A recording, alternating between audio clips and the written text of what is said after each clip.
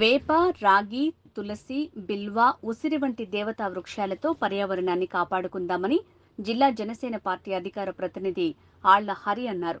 పర్యావరణ ప్రేమికుడు వందే మాతరం మంజునాథ ఆధ్వర్యంలో బుధవారం అగ్రహారం ఎత్తు రోడ్డు సెంటర్లో పంచవటి చెట్లు నాటారు.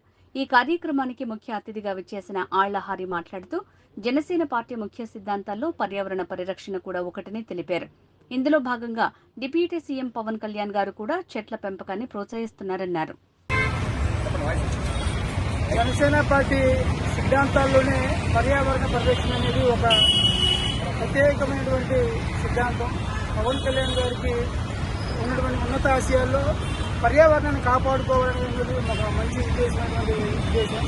అలాగే ఈ రోజున ఆ మొక్కల్లో కూడా విషతుల్యమైనటువంటి కోనాకార్పస్ అనే మొక్కని గుర్తించి దాని ద్వారా ప్రజల ఆరోగ్యానికి హానికరం అని చెప్పేసి ఈ రోజున రాష్ట్రంలో ఎక్కడైనా సరే ఆ మొక్క ఉంటే కనుక దాన్ని తొలగించమని చెప్తా ఉన్నారు.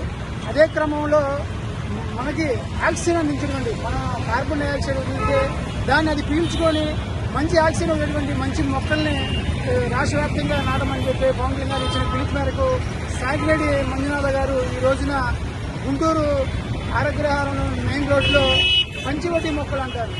రాగి, తులసి, వేప, నేరేడు అలాగే ఇలాంటి 5 మొక్కలను కలిపి పంచవటి మొక్కలు అంటారు. ఇలాంటి దాదాపుగా మంజునాథ్ గారి ఆధ్వర్యంలో 10,000 మొక్కలకు పైగా నాటడం అనేది వారిని ఈ సందర్భంగా జనసేన పార్టీ తరఫున ఈ రాష్ట్ర పౌరుడుగా అతని యొక్క సేవా కార్యక్రమాన్ని పర్యావరణం పట్ల అతనికి ఉన్నటువంటి మొక్కుని సామాజిక బాధ్యతని జనసేన పార్టీ తరఫున ప్రత్యేకంగా అభినందనలు తెలుపుతున్నాం.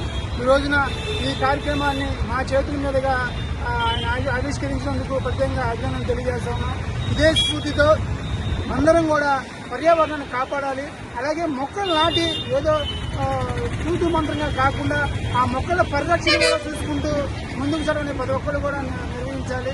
మొక్కలు నాటాము, నీళ్లు పోసాము అనే కాకుండా అవి దినదినం పెరిగే విధంగా వాటి సంరక్షణ కూడా మనం చూసుకోవాలి.